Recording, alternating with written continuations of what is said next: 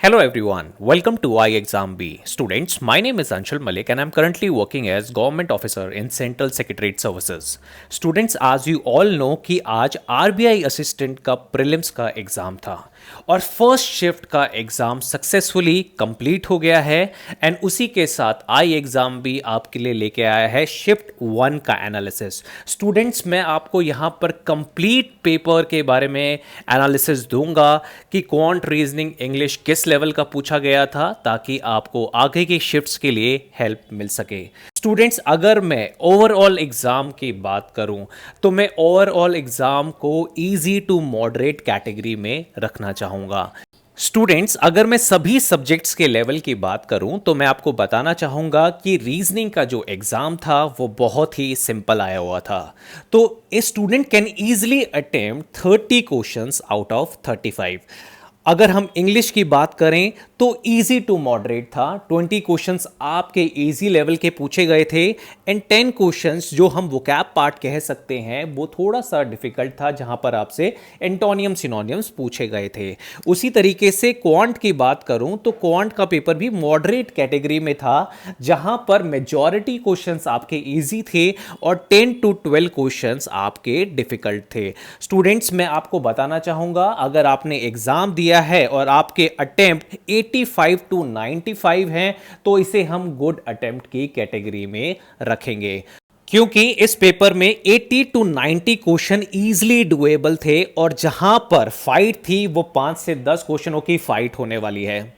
अगर हम quantitative aptitude की बात करें तो मैं आपको बताना चाहूंगा कि डीआई से एक क्वेश्चन आया हुआ था लाइन ग्राफ पे, जिसके बेसिस पे यहां पर 5 क्वेश्चन पूछे गए थे. उसी तरीके से मिसिंग नंबर सीरीज जो बहुत ही इंपॉर्टेंट टॉपिक है as far as RBI assistant is concern, वहां से 5 क्वेश्चंस पूछे गए थे.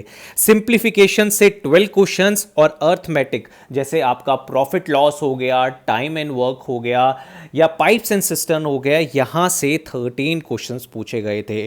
तो डीआई का जो लाइन ग्राफ था वो बहुत ही इजी लेवल का था और मेजॉरिटी ऑफ स्टूडेंट्स ने उसे सॉल्व कर लिया होगा. उसी तरीके से सीरीज में 4 क्वेश्चन बहुत ही सिंपल थे, एक बहुत डिफिकल्ट लेवल का था, तो यहां पर 4 क्वेश्चंस अटेम्प्ट करना बहुत ही सिंपल था. सिंप्लीफिकेशन के क्वेश्चंस भी इजी टू मॉडरेट थे एंड मिसलेनियस क्वेश्चन जो मैं आपको बता चुका हूं अर्थमेटिक के क्वेश्चन है वो भी इजी लेवल के पूछे गए थे. स्टूडेंट्स, अगर हम रीजनिंग सेक्शन की बात करें तो मैं आपको पहले ही बता चुका हूं कि रीजनिंग का जो ओवरऑल पेपर था वो बहुत ही इजी लेवल का था and student can easily attempt 30 plus question in this particular chapter.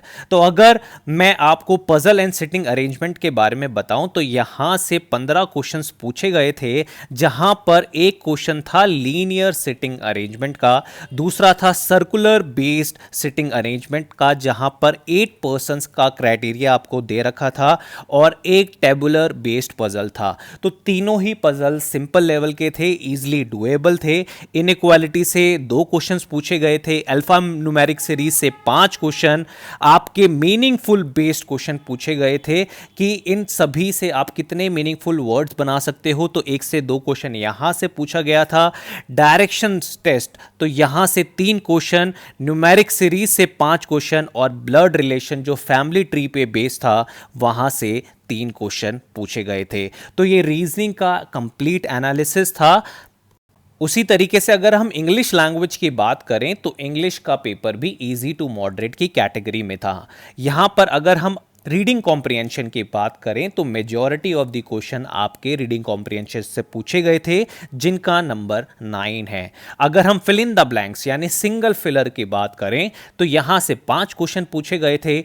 Error detection से 4 क्वेश्चन पूछे गए थे. वर्ड एक्सचेंज जैसे आपके सिनोनियम्स हो गए, एंटोनियम्स हो गए, यहां से आपके 5 क्वेश्चन. वर्ड यूसेज जैसे ईडियम फ्रेसिस से आपके 2 क्वेश्चन और पैरा जंबल, आपको पता है पैरा जंबल बहुत ही इंपॉर्टेंट टॉपिक है और पूछा ही जाता है, यहां से आपके 5 क्वेश्चन पूछे गए थे. तो student can easily attempt 25 question out of 30 question in the English paper. तो टोटल अटेम्प्ट की हम बात करें तो 80 to 90 क्वेश्चन डुएबल अटेम्प्ट थे. अगर आपकी एक्यूरेसी अच्छी है और आपकी अटेम्प्ट करने की रेंज 80 टू 90 के बीच में है, तब आई एम श्योर कि आप प्रीलिम्स एग्ज़ाम को क्लियर कर पाएंगे।